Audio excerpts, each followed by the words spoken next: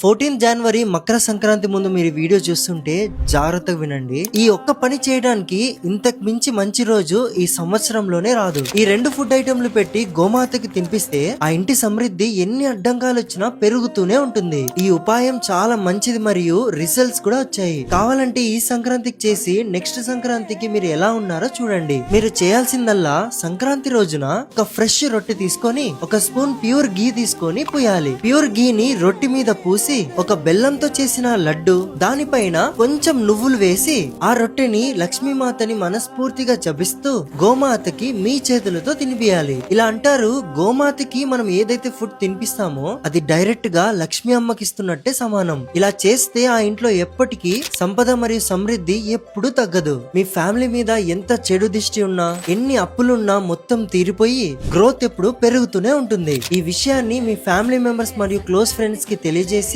వాళ్ళకు కూడా చేయమని చెప్పండి. హ్యాపీ సంక్రాంతి.